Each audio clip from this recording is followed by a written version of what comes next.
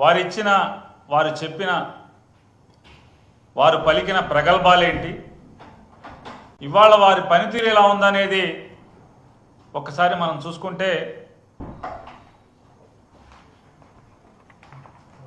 ఈ కూటమి ప్రభుత్వానికి బిల్డప్ ఎక్కువ, బిజినెస్ తక్కువ పరిస్థితులు మనకి వాళ్ళు కనపడుతున్నాయి. 2024 ఎన్నికలకు ముందు జగన్ గారి ప్రభుత్వం విపరీతంగా విచ్చలవిడిగా అప్పులు చేస్తుందని, ఆంధ్రప్రదేశ్ రాష్ట్ర స్థితి, ఆర్థిక స్థితి మరో శ్రీలంకను తలదన్నేదిగా ఉందని చెప్పని, రాబోయే ఆదాయాన్ని కూడా చూపించి మరీ అప్పులు చేస్తున్నారని చెప్పని కలెక్టర్ ఆఫీసులు లేదా కలెక్టర్ బంగ్లాలు ఇలాంటి ప్రభుత్వ ఆస్తులను కూడా బ్యాంకులకి తనఖా పెడుతున్నారు, తనఖా పెట్టి మరి అప్పులు చేస్తున్నారని చెప్పని తెలుగుదేశం పార్టీ, జనసేన పార్టీ అంటే నారా చంద్రబాబు నాయుడు వారు, అలాగే పవన్ కళ్యాణ్ గారు, ఆంధ్రజ్యోతి రాధాకృష్ణ గారు, ఈనాడు రామోజీరావు గారు, దివంగత ఈనాడు రామోజీరావు గారు యాగి చేశారు.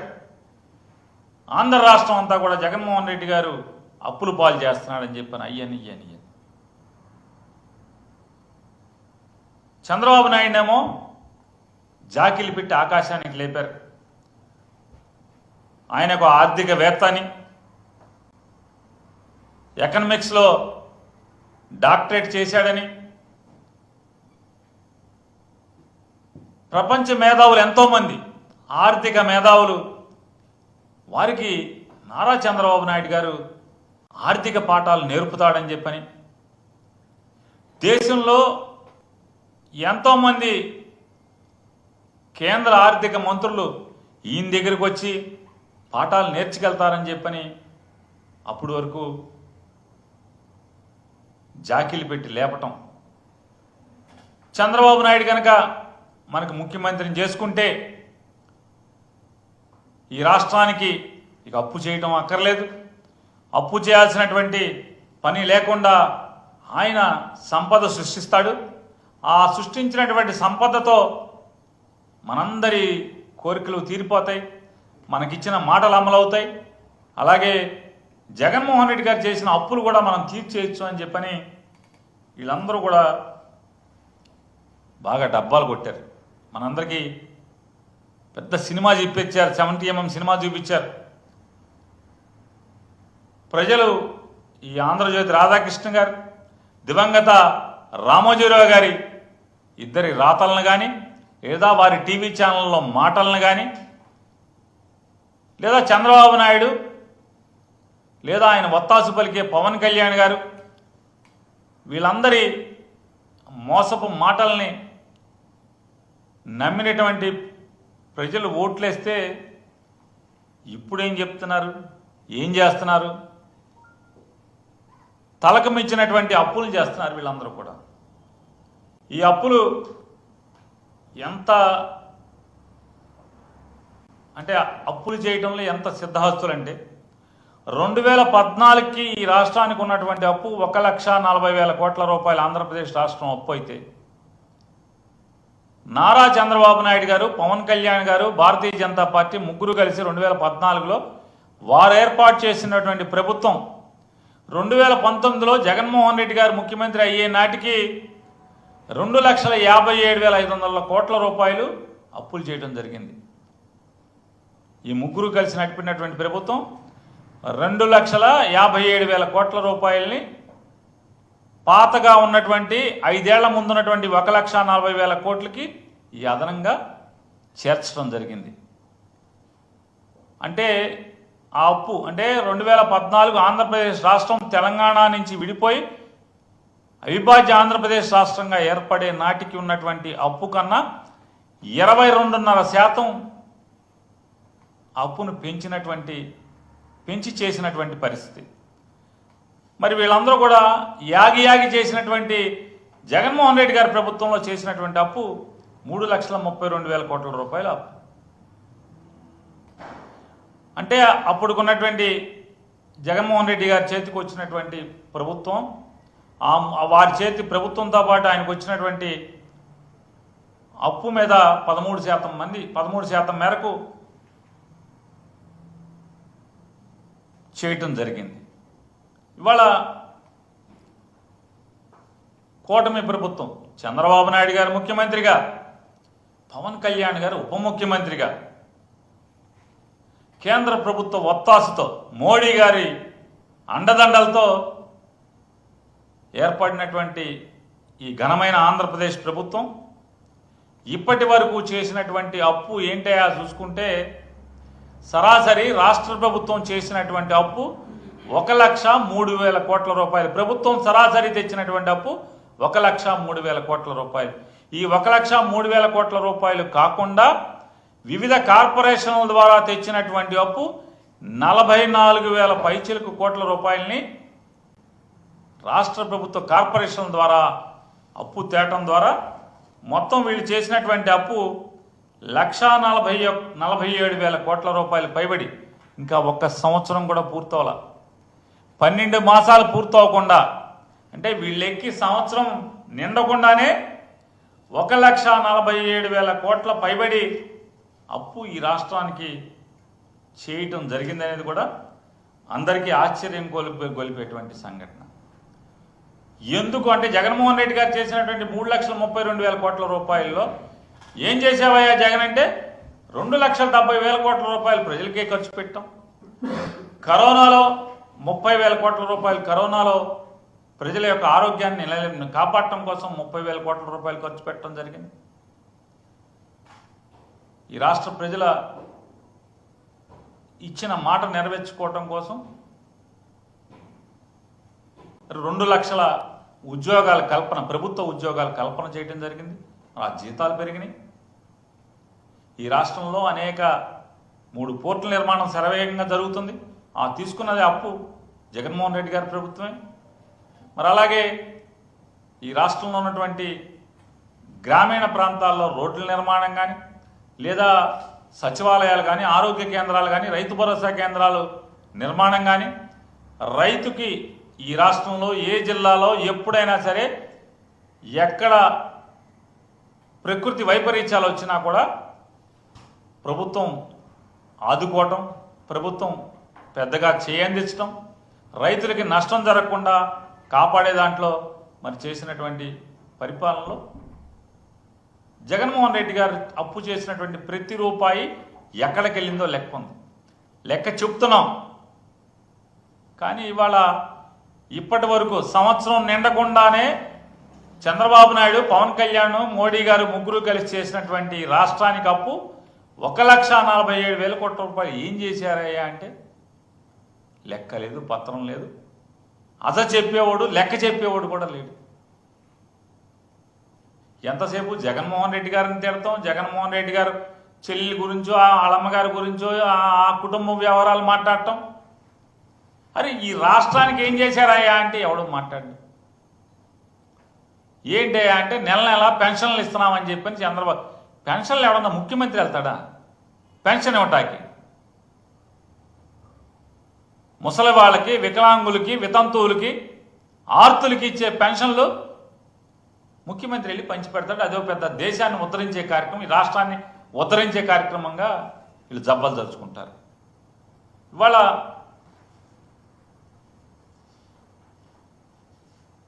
ఎన్నికల ముందేమో సంపద సృష్టిస్తానని చెప్తాడు, మీకు ఇచ్చిన హామీలన్నీ తీరుస్తానని చెప్తాడు. వాళ్ళ అబ్బాయి గారేమో మా నాన్న చెప్పిన మాటలు మేము అమలు చేయకపోతే మా కాలరు పట్టుకోండి అంటాడు.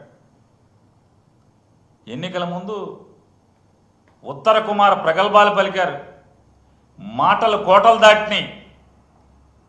ఇవాళ అంటాడు చంద్రబాబు నాయుడు గారు, నాకేం అర్థం కావట్లేదు, ఇచ్చిన హామీలు చూస్తే భయం వేస్తుంది అంటాడు, రాష్ట్రాన్ని చూస్తే భయం వేస్తుంది అంటాడు. అప్పులు చేయడానికి మాత్రం బరిదెగిస్తున్నారు. ఈయనకంట సంపద ఎలా సృష్టించాలో మెల్లగా చెవులో చెప్పాలంట. ఎవరికన్నా ఆలోచన తడితే సంపద ఎలా సృష్టించాలో చెవులో చెప్పాలంట. మరి ఎన్నికల ముందు చెప్పాల్సింది కదా ఈ మాట. చెవులో ఏం చెప్పాలో చెప్పేవాళ్ళు కదా, ఏం పెట్టి తిప్పాలో చెవులో పెట్టి తిప్పేవాళ్ళు. ఆ రోజేమో ప్రగల్భాలు పలకటం, డబ్బాలు కొట్టుకోవటం, హరికథ చెప్పేవాడు ఒకడైతే చిడతలు వాయించేవాడు ఒకళ్ళలాగా. చంద్రబాబు ప్రగల్భాలు పలికితే పక్కనేమో ఓ పక్కేమో కొడుకు, ఓ పక్కేమో పవన్ కళ్యాణ్, ఇద్దరు చిడతలు కొడతారు. ఏమైపోయారు ఇవాళ ఎంత పచ్చిగా బరితెగించారంటే, బరితెగించి ఇవాళ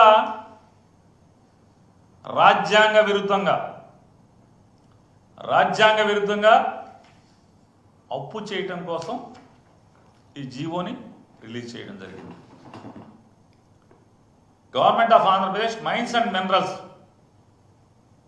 GOMS number 69, GOMS number 69 dated April 24, 2025న నిన్న ఈ జీవో ఇచ్చారు. ఈ జీవో సారాంశం ఏంటి అంటే, ఆంధ్రప్రదేశ్ రాష్ట్రంలోని 1,91,000 కోట్ల విలువైనటువంటి 436 మైన్స్, 436 గనులు, 1,91,000 కోట్ల రూపాయల విలువైన ఈ గనులు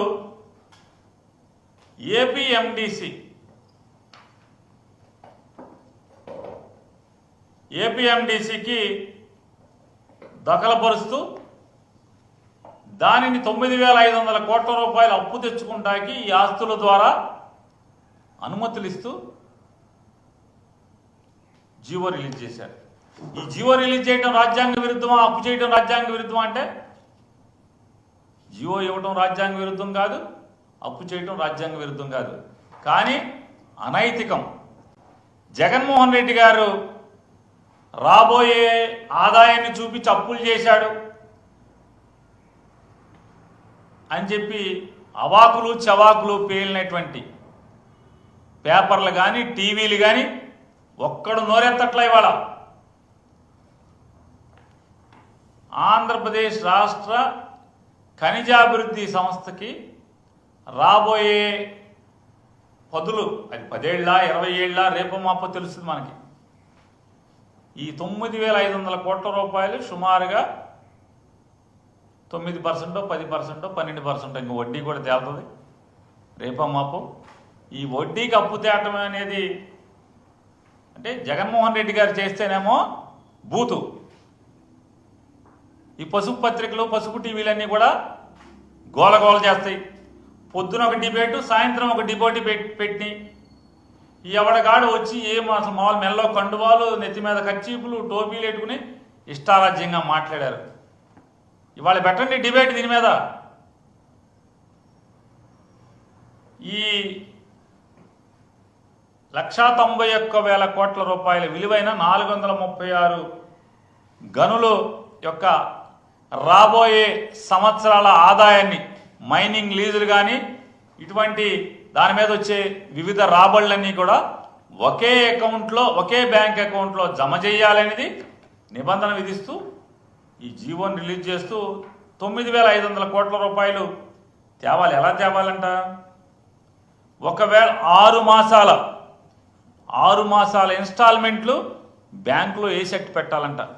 ఏపీఎండిసి 6 మాసాల కట్టాల్సినటువంటి ఈ అప్పుకి 9,500 కోట్ల రూపాయలకి కట్టాల్సినటువంటి వడ్డీ కానీ ఇన్స్టాల్మెంట్ కానీ అసల్లోని కొంత మొత్తాన్ని బ్యాంక్ అకౌంట్లో 6 మాసాలకు సరిపడా ఎప్పుడు ఉండాలంట బ్యాంకులో.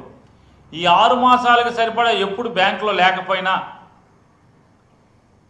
రాష్ట్ర ప్రభుత్వానికి సంబంధం లేకుండా, రాష్ట్రానికి చెప్పకుండా సరాసరి ఆర్బీఐ దగ్గర ఆంధ్రప్రదేశ్ రాష్ట్ర ప్రభుత్వ ఖజానాకి సంబంధించిన బ్యాంక్ అకౌంట్లోంచి వాళ్ళు సరాసరి డ్రా చేసేసుకోవచ్చు అంట. ఎవడాడు? ఒక ప్రైవేట్ కంపెనీ వాడు ఏపీఎండిసికి 9,500 కోట్లు అప్పులు ఇస్తారు. ఈ అప్పుల్ని 6 మాసాలు వడ్డీలు కానీ కిస్తీలు కానీ బ్యాంకులో ఉంచాలి. ఏది తగ్గినా కూడా రాష్ట్ర ప్రభుత్వాన్ని అప్పు చేసేదేమో ఏపీఎండిసి.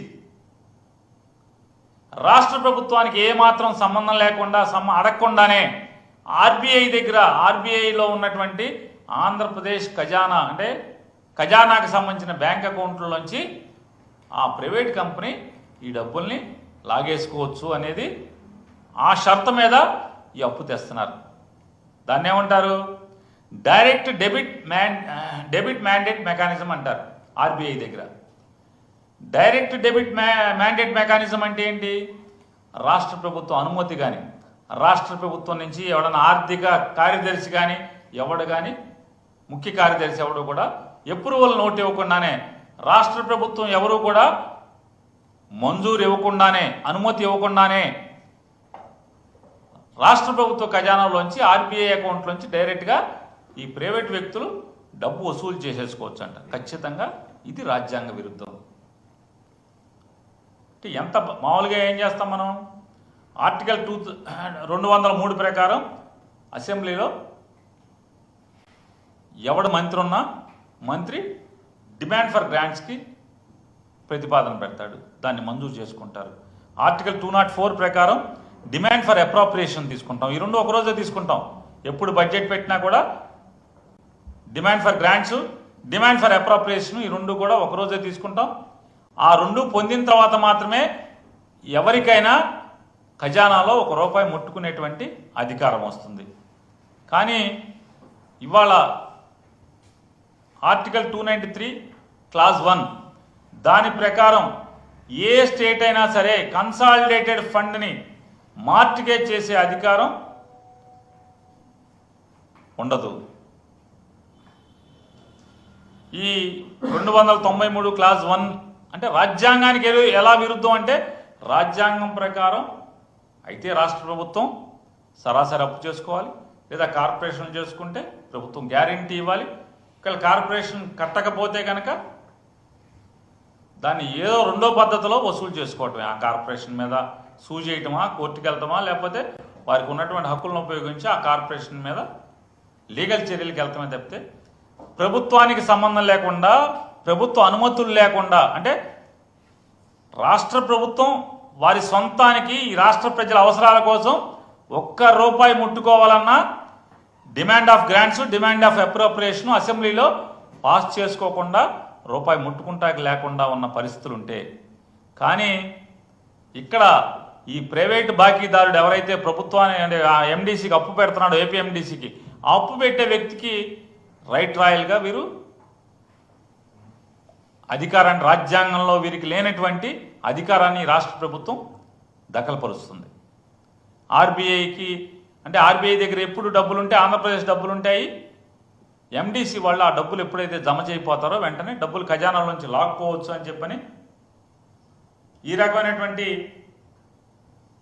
అంటే బరితెగింపు, అప్పు చేయటానికి బరితెగింపే కాకుండా రాజ్యాంగానికి విరుద్ధంగా కూడా సరాసరి ఇంతవరకు భారతదేశంలో ఏ రాష్ట్రాలు ఇంతవరకు ఇంత బరితెగించి అప్పులు చేయని విధంగా చంద్రబాబు నాయుడు గారు, పవన్ కళ్యాణ్ గారు కలిసి అప్పు చేస్తున్నటువంటి ఈ బరితెగింపుని మనం ఖండించాల్సిన అవసరం ఉంది. ఖచ్చితంగా ఖండిస్తూ ఇవాళ ఎన్నో కథలు చెప్పారు. కానీ ఈ బిల్డప్ బాబాయ్ చంద్రబాబు నాయుడు గారు, పవన్ కళ్యాణ్ గారు, ఆయన చిన్న బిల్డప్ బాబాయ్, ఈయన ముసలి బిల్డప్ బాబాయ్, వీళ్ళిద్దరూ కలిసి ఎన్ని కబుర్లు చెప్పారు. జగన్మోహన్ రెడ్డి గారి కంటే మిన్నగా మేము సంక్షేమాన్ని రాష్ట్రానికి అందిస్తాం, జగన్మోహన్ రెడ్డి గారి కంటే మిన్నగా ఆంధ్ర రాష్ట్ర ప్రజలకి సంక్షేమాన్ని అందిస్తాం, అభివృద్ధి గొప్పగా చేస్తాం, అప్పులు తీరుస్తాం, అప్పులు చేయకుండా సంపద సృష్టిస్తామని చెప్పినటువంటి వీళ్ళు ఏం చేస్తున్నారా అంటే ఒక్క సంపద లేదు. అమరావతి పేరుతో 56,000 కోట్లు 50,000 కోట్ల పైచిలకో ఇప్పుడుకి చేశారు. మరోలా ఇంకొక 50,000 కోట్లకి టెండర్లు పిలుస్తామని చెప్తున్నారు. అదొక 1,00,000 కోట్లు. అంటే రాష్ట్రం అంటే అమరావతి మాత్రమే, అమరావతికే 1,00,000 కోట్లు టెండర్ పిలుస్తున్నామని చెప్పేటువంటి గొప్పగా చెప్తున్నారు వీళ్ళు. మళ్ళీ తగుదనమ్మా ఇది సరిపోదని మరొక 44,000 ఎకరాలు తీసుకుంటారండి. మరి ఆ 44,000 ఎకరాలకి అభివృద్ధికి డబ్బులు ఎక్కడి నుంచి తెస్తారు? అంటే రాష్ట్రంలో ఉన్నటువంటి మిగతా ప్రాంతాలందరినీ కూడా ఏం చేద్దాం అనుకుంటున్నారు? ఈ బిల్డప్ పెద్దపిల్ల ఓల్డ్ బిల్డప్ బాబాయ్ కానీ ఈ చిన్న బిల్డప్ బాబాయ్ కానీ వీళ్ళిద్దరూ, ముసలి బిల్డప్ బాబాయ్ చిన్న బిల్డప్ బాబాయ్ ఇద్దరు ఇంతంత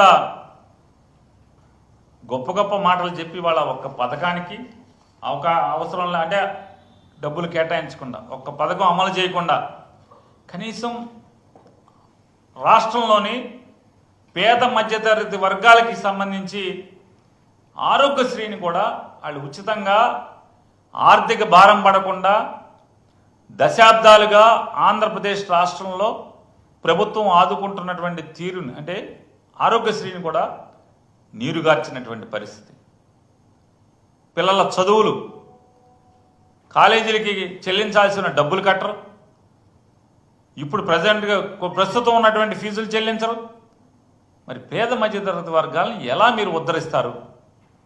అంటే వాళ్ళ ఓటుకి మోసపు మాటలు చెప్పి ఓట్లు వేయించుకుని అధికారాన్ని పొంది మీ సంపద పెంచుకునేటువంటి పరిస్థితి ఇవాళ కనపడుతుంది.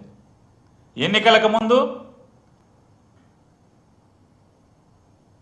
చంద్రబాబు నాయుడు గారి సంపద ఏం పెరగలేదు.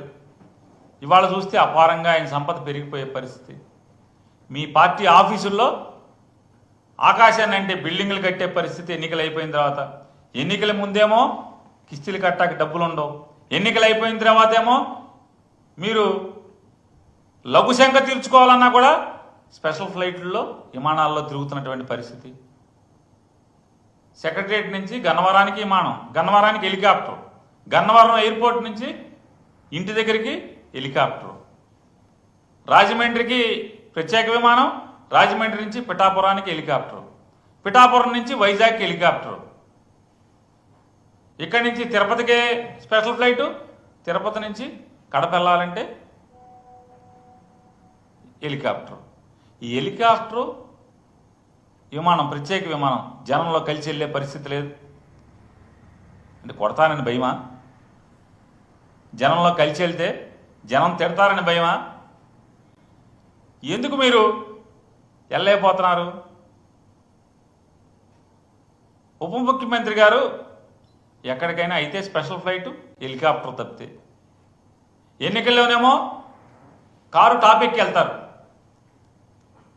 కారు టాప్ మీద కూర్చుంటారు ఎన్నికల్లో. ఇప్పుడేమో కనపడకుండా విమానాల్లో ఇంకో పక్క ప్యాసింజర్ కూడా ఉండకుండా మీరు ఒక్కళ్ళే విమానంలో వెళ్తారు, హెలికాప్టర్లో దిగుతారు. అంటే అదేమన్నా పోనీ మీ సొంత సొమ్ములా? కాదు కదా. ఇదంతా కూడా రాష్ట్ర ప్రజల పన్ను కట్టిన డబ్బుల్లోంచే మీరు ముగ్గురు,